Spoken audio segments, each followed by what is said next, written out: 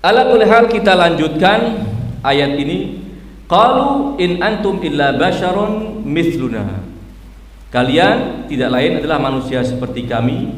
Kalian menginginkan untuk menghalang-halangi kami dari menyembah apa yang disembah oleh nenek moyang kami. Karena itu datangkan bukti kebenaran klaim kenabian dan kerasulan kalian. Maka Allah Subhanahu wa ta'ala memerintahkan kepada para nabi untuk menanggapi itu. Qalat lahum rusuluhum. Ayat yang ke-10, ayat yang ke-11. Qalat lahum rusuluhum. Rasul mereka berkata kepada mereka, innahnu illa basyarun mithlukum walakinnallaha yamunnu may yasha'u min ibadihi wa ma kana lana an na'tiyakum bisultanin illa biiznillah wa 'alallahi falyatawakkalul mu'minun. Ini ayat yang ke-11. Rasul mereka berkata kepada mereka, benar kalau kalian menolak kerasulan dan kenabian kami dengan alasan kami manusia seperti kalian. Benar, kami manusia seperti kalian. Namun ada perbedaan antara kami dan kalian. Apa perbedaannya? Allah menganugerahkan sebuah anugerah besar kepada kami berupa kenabian melalui wahyu. Itu perbedaannya. Manusia bisa mendapatkan wahyu, tidak seperti anggapan dan klaim kalian. Kalau Allah ingin mengutus utusan membimbing kami umat manusia, apakah Allah tidak menemukan makhluk yang lebih mulia dari kita manusia yang namanya malaikat mesti? Kenapa kamu manusia mendapatkan kenabian dan kerasulan? Tidak mungkin, kami juga manusia, kami tidak mendapatkan. Alasannya kenapa kami tidak mendapatkan? Kata mereka, karena kami manusia. Sebenarnya bukan itu problemnya. Bukan karena kamu manusia, tapi kamu manusia yang tidak punya kesiapan untuk mendapatkan wahyu. Sementara kami manusia yang mendapatkan wahyu karena kami punya kesiapan. Karena anugerah Allah tidak mungkin diberikan tanpa alasan.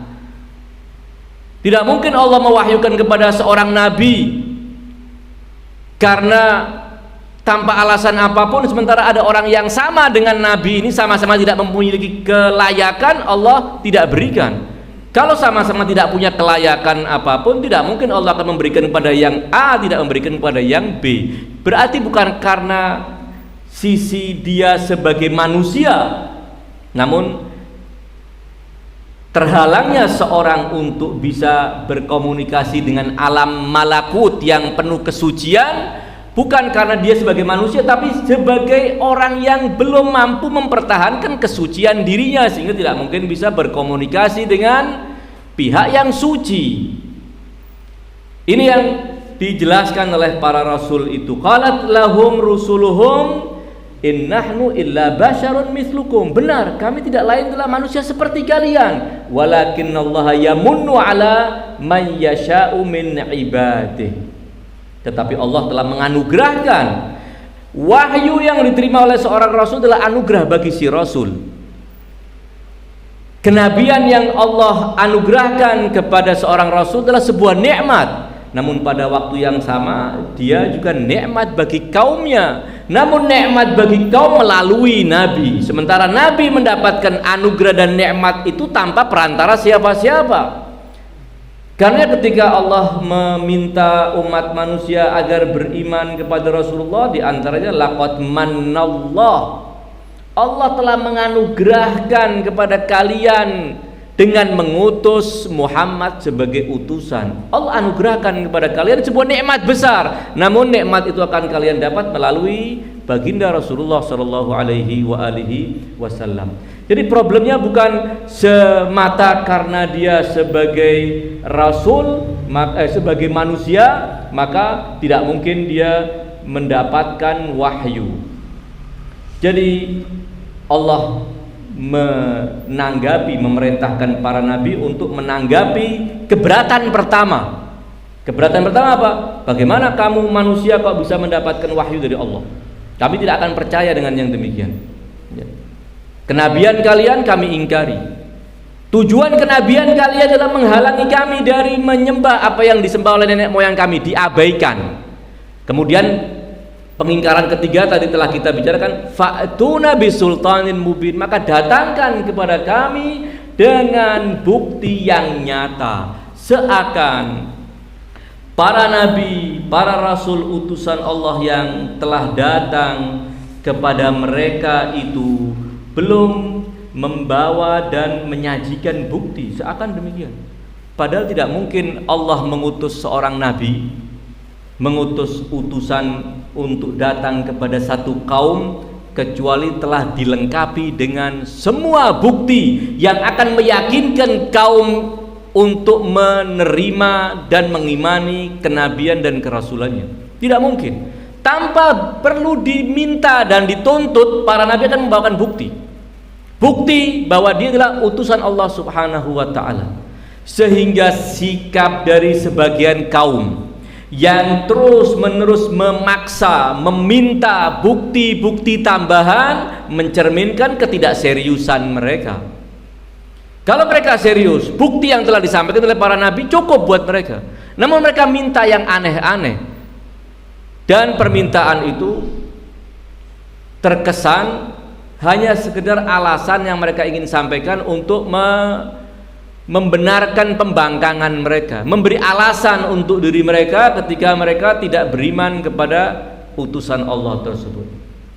Qalat lahum rusuluhum in nahnu illa basharun mithlukum walakinallaha yamunnu man yasha'u min ibadih. Kemudian terkait dengan permintaan mereka, fa'tuna bisultanin mubin, para rasul mengatakan demikian kepada mereka, wa ma kana lana an na'tiyakum bisultanin illa biiznillah, dan kami tidak mungkin akan datang kepada kalian membawa bukti, membawa mukjizat tambahan seperti yang kalian minta, kecuali dengan izin Allah Subhanahu wa ta'ala. Kami ini utusan Allah, kami tidak memiliki apa-apa.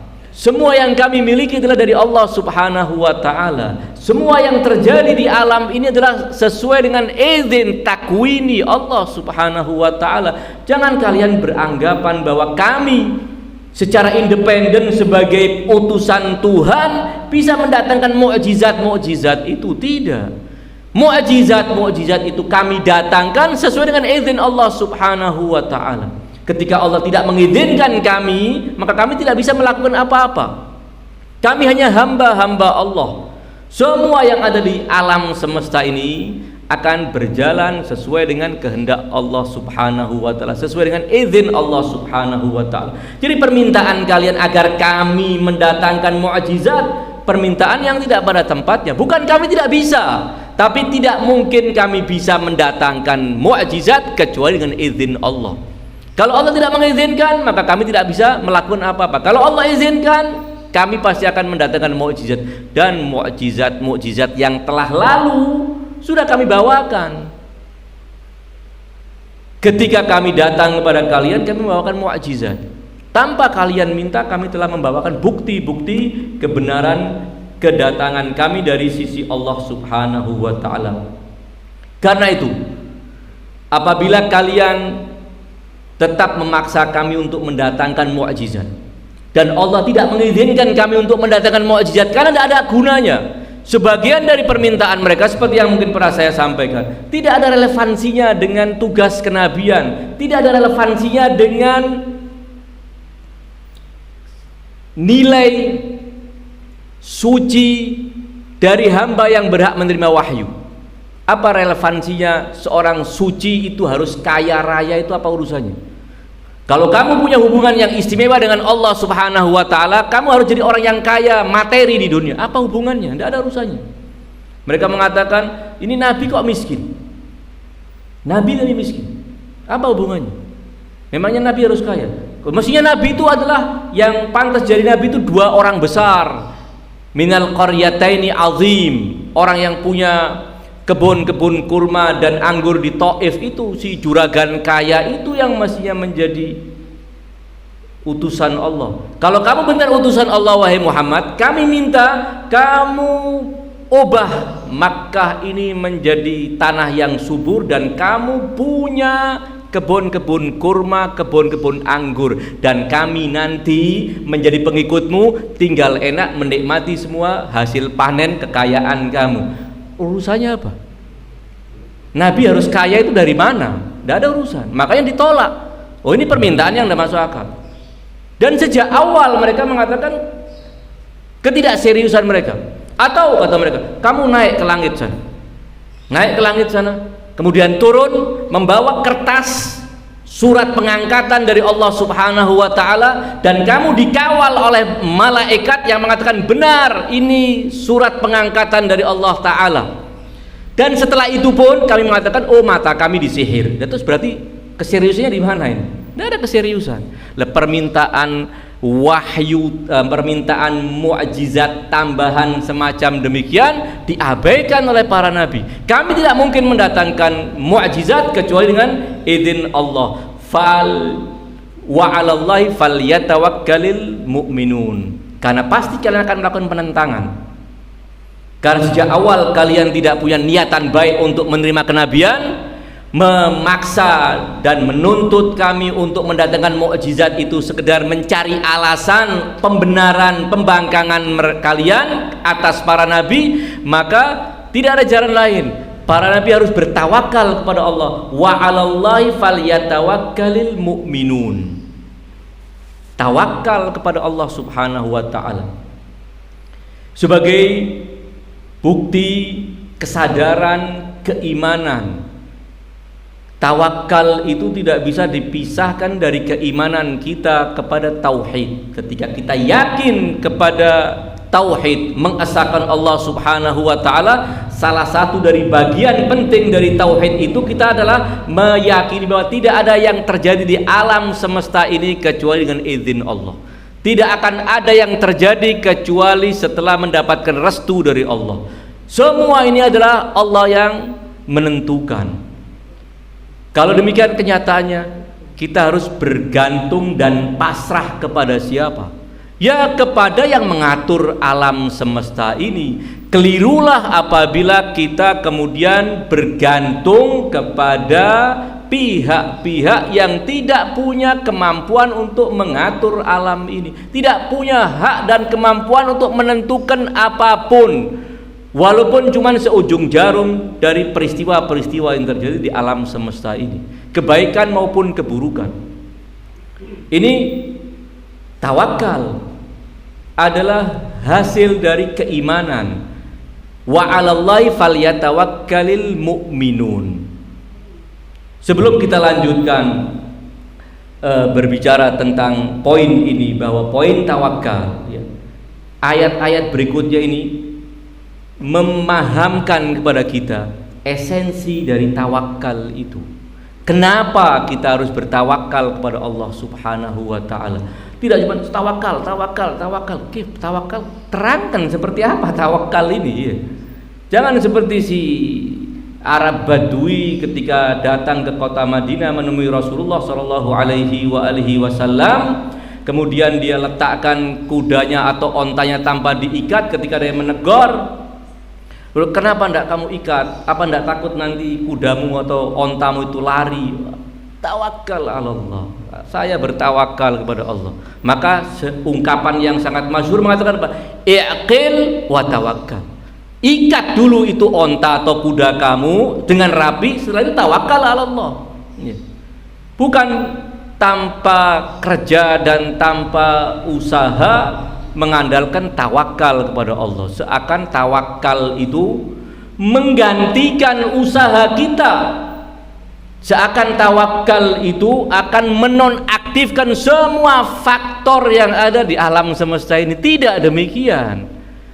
Justru tawakal itu adalah kita berjalan sesuai dengan hukum sebab dan akibat, namun pada waktu yang sama kita tidak yakin bahwa ini adalah yang segalanya, tetapi sebab dan akibat itu bisa berfungsi karena izin Allah Subhanahu wa taala. Itu yang namanya tawakal. Ayat-ayat ini para anbiya ketika mengatakan wa 'alallahi falyatawakkalul mu'minun, dan hanya kepada Allah lah orang-orang mukmin itu hendaknya bertawakal. Tidak bongkoan kalau istilah kita ya. Tidak asal memerintah, namun dibawakan argumentasinya. Kenapa kami memerintah kalian, wahai orang-orang yang beriman, agar bertawakal kepada Allah? Ini alasannya. Namun sebelumnya saya ingin mengajak antum semua untuk merenungkan redaksi ayat ini. Di dalam ayat ini disebutkan wa 'alallahi duluan, dan kepada Allah barulah falyatawakkalil mu'minun, hendaknya orang-orang mukmin bertawakal. Tidak falyatawakkalil mu'minuna 'alallah, tapi 'alallahnya didulukan ya. 'Alallahnya didulukan. Dalam bahasa Arab, sebuah kata atau sebuah penggalan kalimat yang semestinya letaknya itu di belakang tapi diajukan, diletakkan di depan, itu menunjuk kepada makna hanya ya, hanya. Jadi kalau kalimat yang mestinya di belakang tapi diletakkan di depan, seperti na'buduka, kami menyembah engkau ya Allah. Memang ka itu mestinya setelah kata kerja na'budu ya. Tetapi dalam surat Al-Fatihah kita temukan iyyaka na'budu, ka-nya didulukan untuk kesempurnaannya, untuk supaya tepat dikasih kalimat iyyaka, bukan cuma ka na'budu, enggak ya, iyyaka na'budu. Ini akan memberikan makna hanya kepadamu kami menyembah.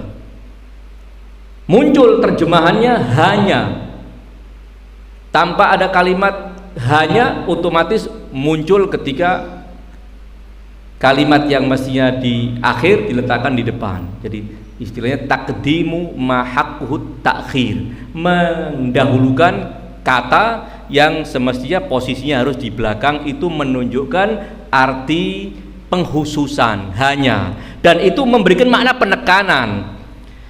Seandainya mengatakan falyatawakkalil mu'minuna 'alallah, hendaknya orang-orang mukmin bertawakal kepada Allah, tidak muncul hanya, itu tidak muncul. Berarti ya bertawakal kepada Allah, ya bertawakal kepada selain Allah juga bisa. Jangan-jangan dimaksud oleh si pengucap. Tetapi ketika si pengucap mengatakan wa 'alallahi falyatawakkalil mu'minun, maka si pengucap itu ingin mengatakan bahwa hanya kepada Allah sajalah kalian itu hendaknya bertawakal.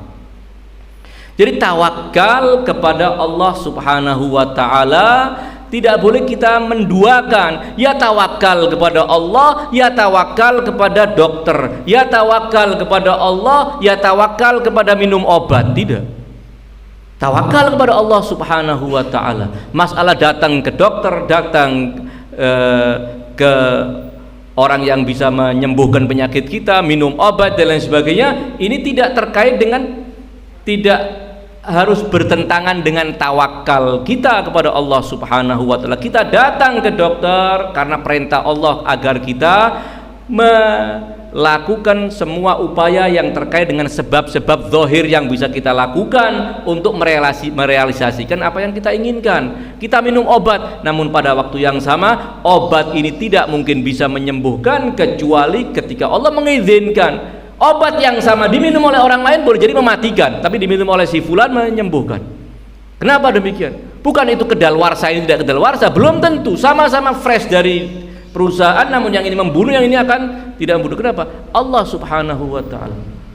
Alaihal itu tawakal, dan tawakal itu tidak, sekali lagi, menjadikan hamba lemah, tidak menjadikan hamba berputus asa dari beraktivitas positif, tidak menjadikan hamba pasrah tanpa usaha. Justru ayat-ayat yang berbicara tentang tawakal, kita akan bacakan nanti, itu terkait dengan aktivitas positif. Justru saat kita beraktivitas positif, di saat itulah kita bertawakal kepada Allah Subhanahu wa taala. Jangan yang punya toko, tokonya ditutup, ya. Kemudian tawakal, nanti kalau ada yang membeli kan pasti gedor-gedor rumah saya juga. Tawakal, buka tokonya. Setelah itu pasrahkan kepada Allah. Bukan obatnya cuman resepnya dibaca kayak baca wiritan, kemudian tawakal Allah, insya Allah nanti sembuh. Tidak. Lakukan tindakan positif, setelah itu tawakal kepada Allah Subhanahu wa taala. Alaihal, apa yang dimaksud dengan tawakal? Tawakal itu kan dari kata al-wakalah, mewakilkan. Mewakilkan. Kita ingin melakukan sesuatu, kita tidak mampu melakukannya dengan sendiri, maka kita wakilkan kepada orang. Orang itu yang kita beri tugas untuk menekel kerjaan kita adalah wakil kita. Wakil kita. Wakil itu ketika kita menunjuk seorang menjadi wakil kita, pasti ada kriteria-kriteria yang kita perhatikan. Dia mesti orang yang kuat, yang bisa melaksanakan kerjaan itu. Kalau kerjaan itu sifatnya membutuhkan fisik yang kuat, ya kita cari orang yang fisiknya kuat. Kemudian orang itu orang yang amanat untuk menjalankan tugas yang kita bebankan kepada dia untuk menjadi wakil kita. Dia ada keseriusan untuk melakukan dengan tulus, baru kita wakilkan kepada orang tersebut agar membantu kita untuk menyelesaikan apa yang ingin kita selesaikan, namun tidak mungkin kita jalankan sendiri. Al-an kita mewakilkan semua urusan kita kepada Allah Subhanahu wa taala. Kita jadikan Allah itu wakil kita, ya. Makanya ni'mal maula wa ni'mal wakil. Allah adalah nikmat paling indahnya maula yang mengatur kita, dan Allah adalah sebaik-baik wakil kita, ya. Kita bertawakal kepada Allah itu demikian. Sebelum kita lanjutkan keterangan tentang tawakal secara umum, saya ingin bacakan lanjutan ayat ini. Ketika para nabi mengatakan wa 'alallahi falyatawakkalul mu'minun, alasannya apa? Kenapa? Kami dan orang-orang beriman yang telah mengimani kami para rasul, hendaknya kita semua ini beriman, bertawakal kepada Allah Subhanahu wa taala. Alasan yang pertama, wa malana alla natawakkala 'alallah waqad hadana subulana. Alasan apa yang menjadikan kami tidak bertawakal kepada Allah, tidak menggantungkan semua urusan demi kebaikan kami kepada Allah Subhanahu wa taala? Kenapa kita tidak menggantungkan semua harapan baik kami kepada Allah Subhanahu wa taala? Kita pasrahkan kepada Allah Subhanahu wa taala. Waqad hadana subulana. Sementara sebagai bukti Allah punya perhatian yang sangat luar biasa kepada kami adalah Allah telah memberikan petunjuk kepada kami jalan-jalan kami menuju kesempurnaan kami. Allah telah buktikan dengan menunjuk para rasul, memberikan bimbingan kepada umat manusia. Ini bukti bahwa Allah punya perhatian yang sangat luar biasa, dan Allah Maha Kuasa, Allah Maha Baik. Lalu atas alasan apa kita tidak bergantung kepada Allah? Allah zat yang maha pengatur alam semesta, Allah zat yang maha baik, perhatian Allah kepada kami sangat besar. Lalu atas alasan apa kami tidak bertawakal kepada Allah? Intinya ayat ini ingin mengatakan Allah maha sempurna, Allah zat yang maha sempurna, maka tidak ada orang yang waras yang akan tidak bergantung kepada zat yang maha sempurna. Di balik kesempurnaan Allah, apa yang akan kita cari lagi? Apa yang kita akan cari di balik kesempurnaan Allah Subhanahu wa taala? Allah maha sempurna.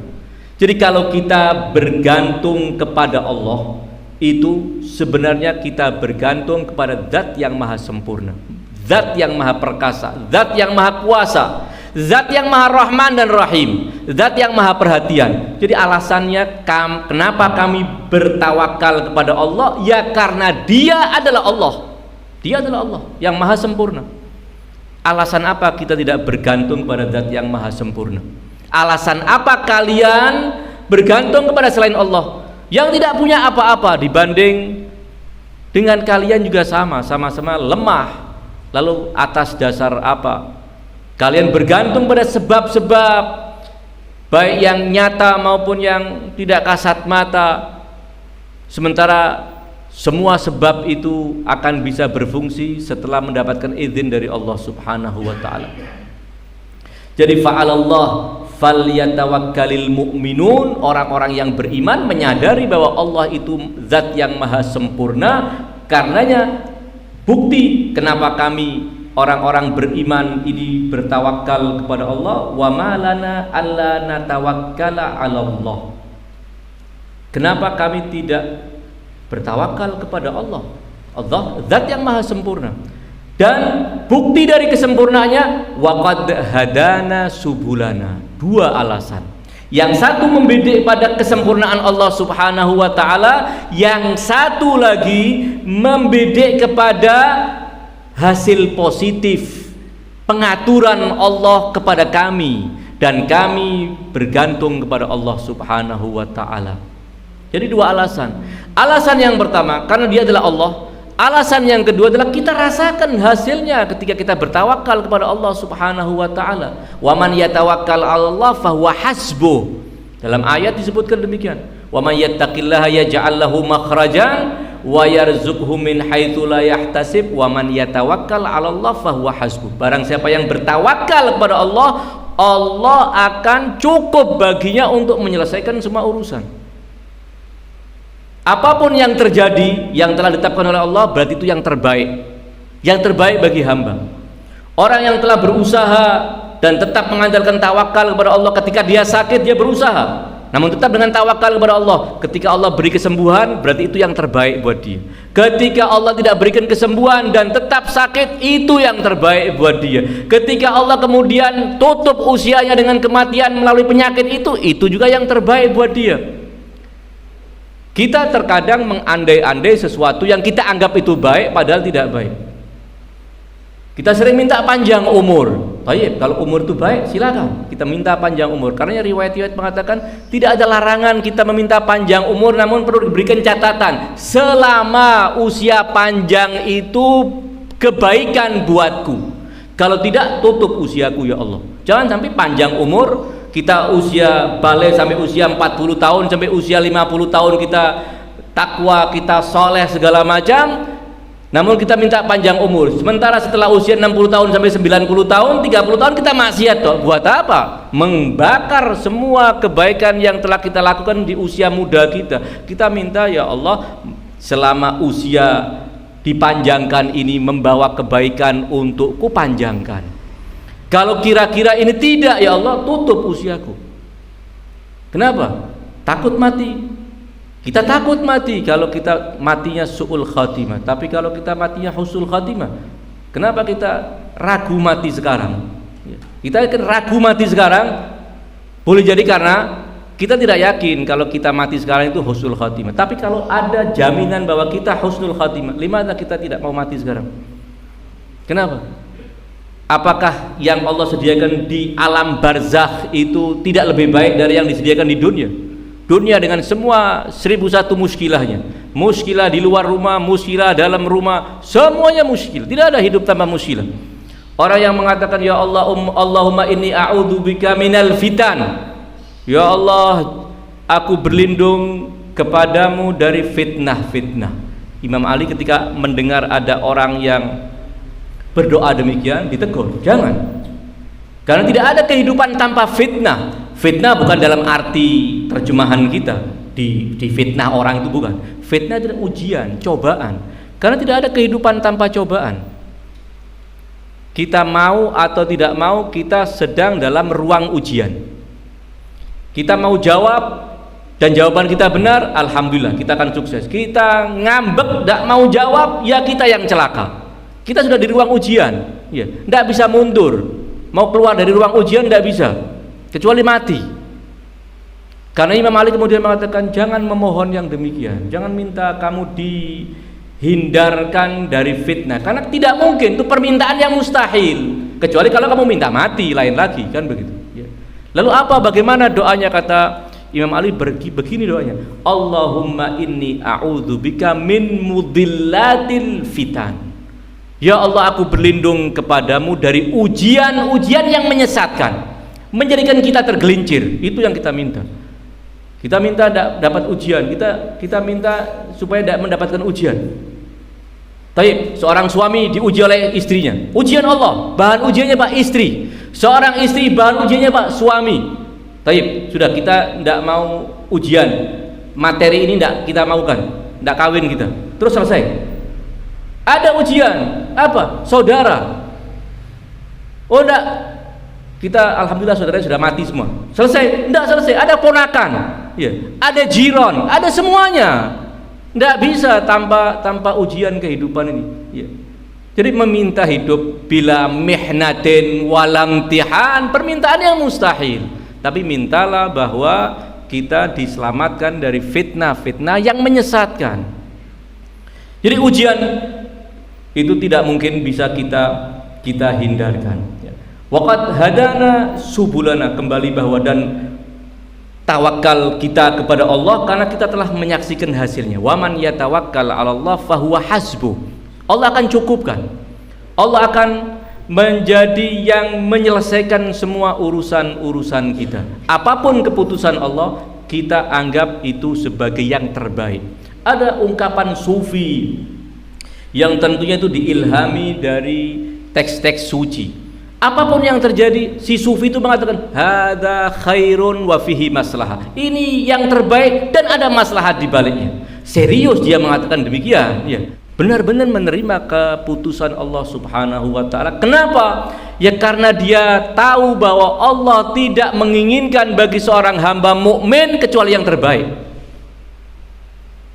Kecuali yang terbaik. Kita diuji oleh anak kita, itu adalah Allah sedang cinta kita. Diuji oleh anak, diuji seorang suami, diuji oleh istri, seorang istri diuji oleh suami, seorang rumah tangga diuji oleh tetangganya, diuji oleh situasi kehidupan ekonominya, semua ujian. Itulah yang terbaik, ya. Bagaimana kita sukses dalam menghadapi ujian? Salah satu tipnya adalah kita sadar bahwa kita sedang menghadapi ujian. Kalau kita tidak sadar bahwa itu ujian, kita akan selalu bertindak yang justru menyesatkan. Sadari bahwa ini ujian, ya.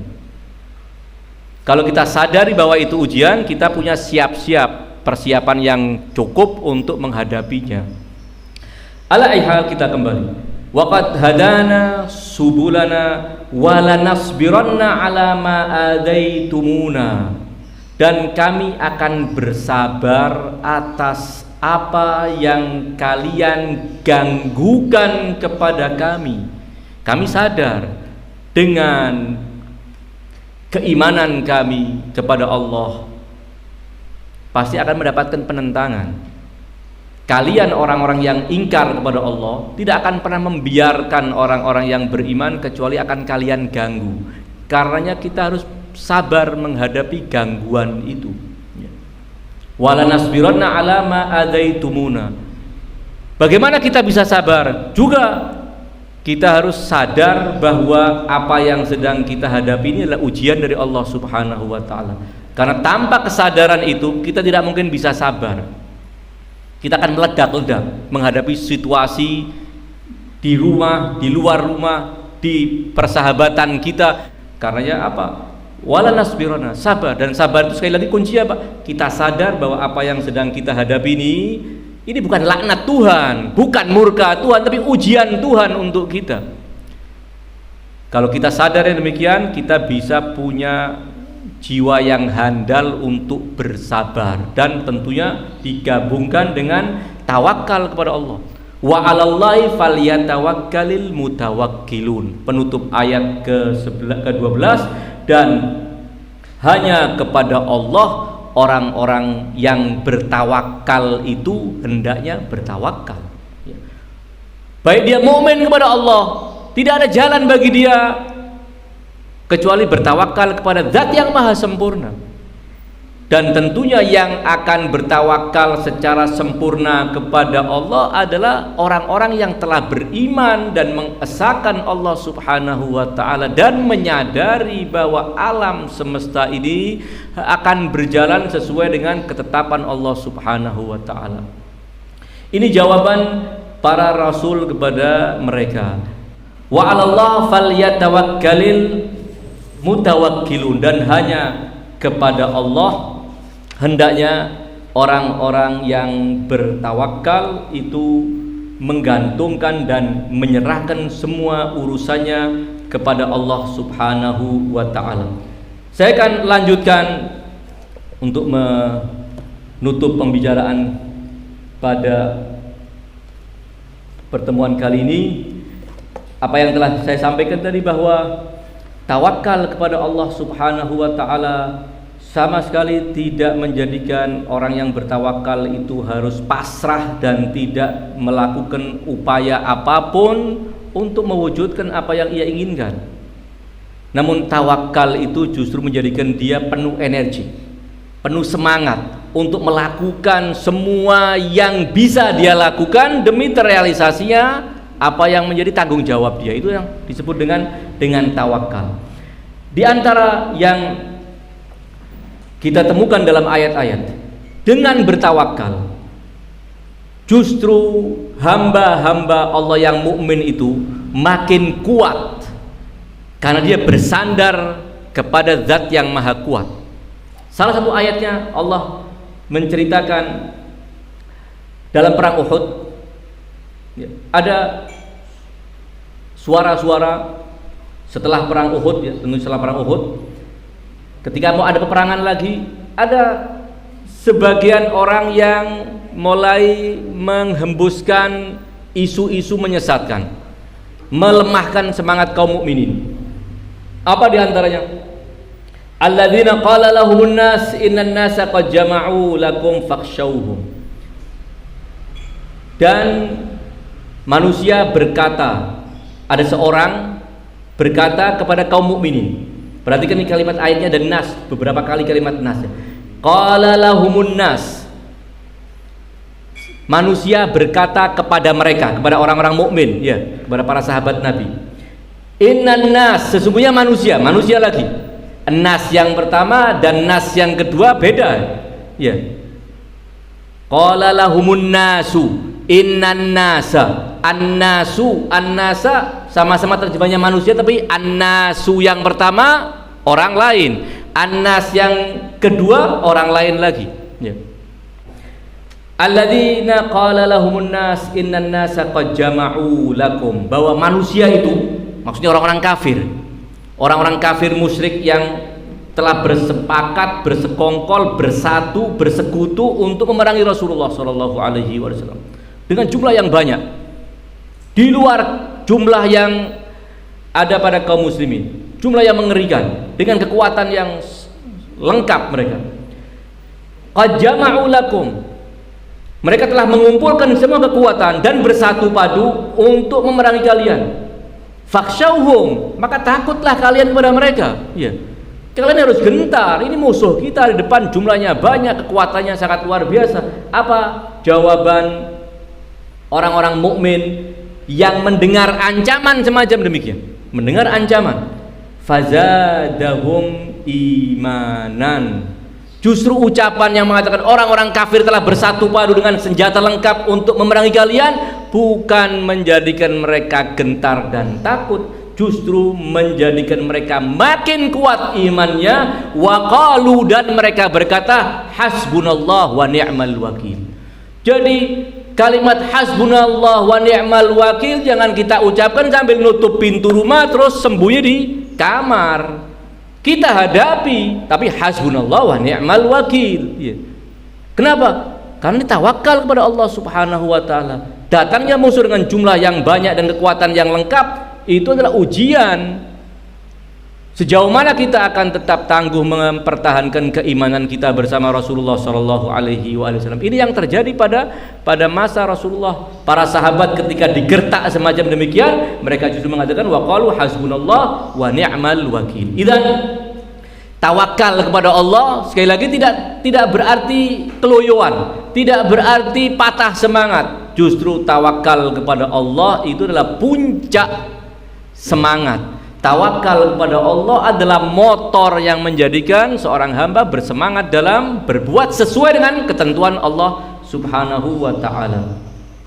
Ayat lain kita temukan surat Al-Imran, idhammat ta'ifatani minkum an tafshala. Di perang Uhud ketika ada dua kelompok dari kaum muslimin mulai gentar menyaksikan kekalahan, mulai dua kelompok dari kaum muslimin ini gentar. Idhammat ta'ifatan minkum an tafshala wallahu waliyuhuma, dan Allah adalah wali kedua kelompok itu.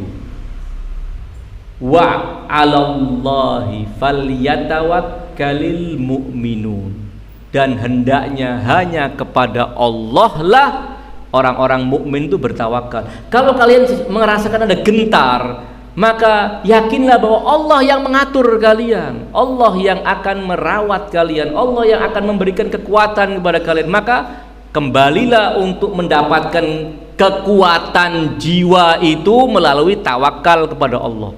Sekali lagi, tawakal tidak berarti kita pasrahkan kepada Allah tanpa kita ikut bekerja seperti kaum Bani Israel. Idhab anta wa rabbuka faqatila innaha hunaka qa'idun. Pergilah kamu wahai Musa bersama Tuhanmu, kami di sini akan duduk menantikan hasil perang kamu bersama Tuhan melawan orang-orang kafir. Itu tidak demikian.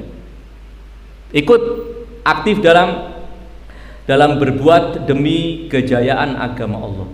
Jadi ayat-ayat yang menjelaskan bahwa tawakal kepada Allah itu selalu identik dengan aktivitas positif, identik dengan semangat untuk menjalankan tugas Allah Subhanahu wa ta'ala, berbuat semaksimal mungkin yang bisa kita lakukan sesuai dengan yang Allah inginkan dari kita.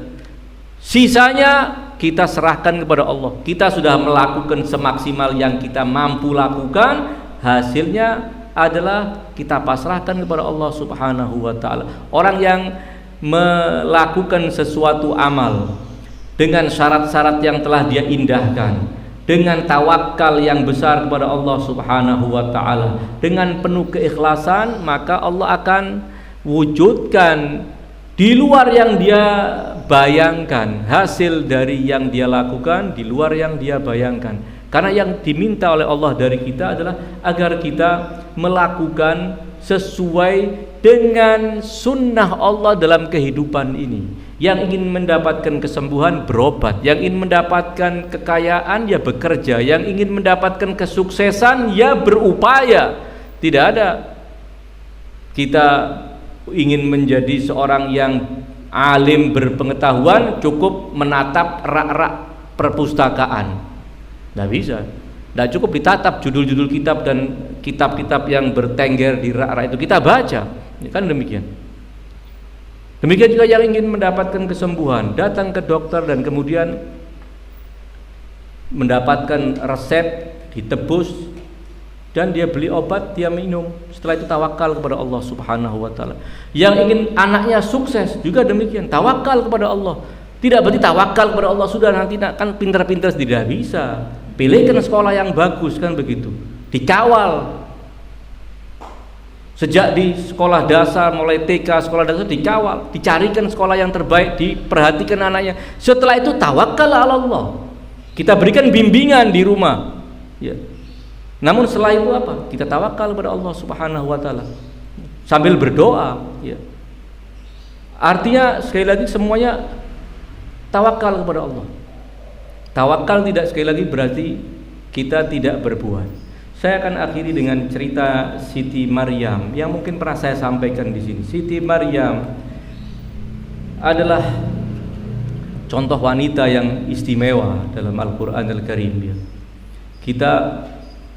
Walaupun kita punya contoh wanita-wanita istimewa yang jauh lebih agung dari Maryam Al-Batul salamullah alaiha, namun kita juga harus memberikan perhatian kita kepada sejarah beliau dalam ayat-ayat Al-Quran. Sejarah luar biasa Siti Maryam yang sangat agung, ya.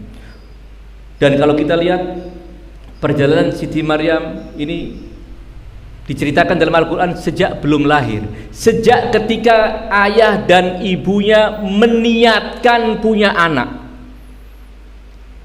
jauh sebelum kelahiran Maryam. sudah diniatkan, ada niat baik. Membangun rumah tangga itu dengan niat baik agar punya anak yang bisa menjadi pelayan Tuhan. Niat sangat luar biasa.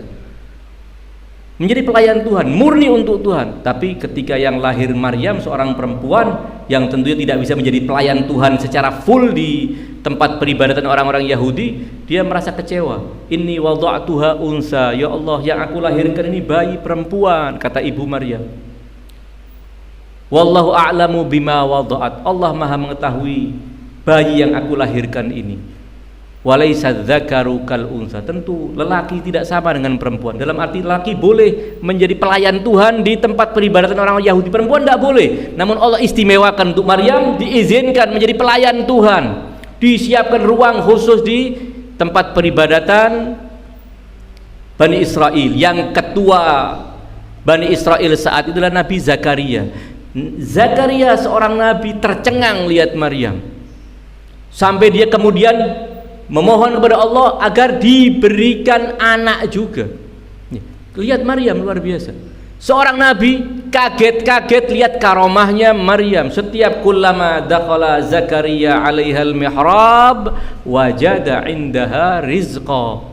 Setiap kali Zakaria menemui keponakannya ini di mihrab, tempat ibadahnya, ruang khusus dia menemukan hidangan buah-buahan yang tidak pada musimnya.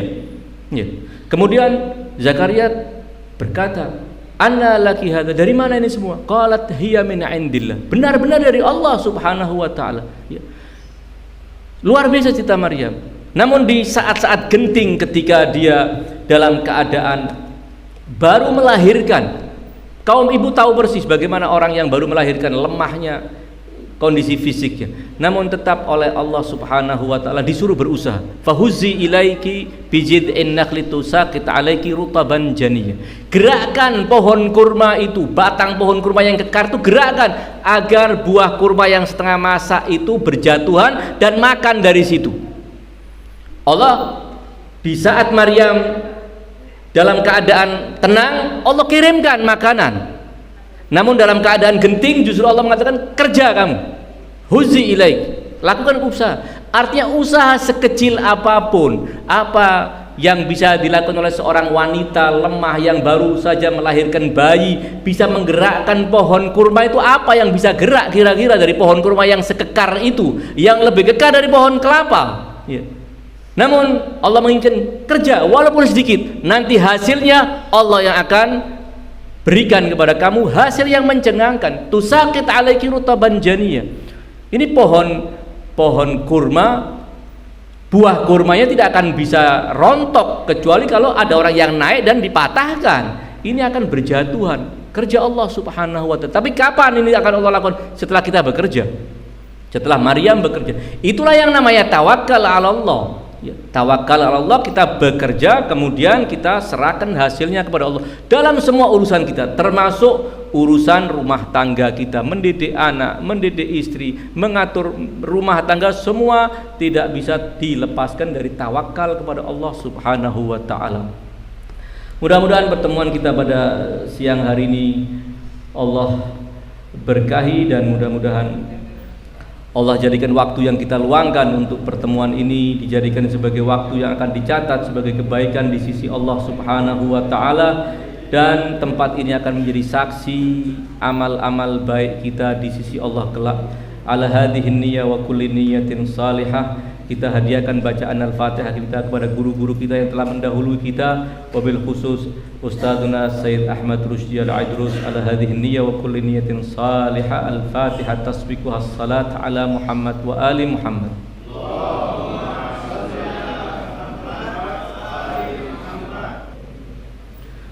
Wal afu minkum, wassalamualaikum warahmatullahi wabarakatuh.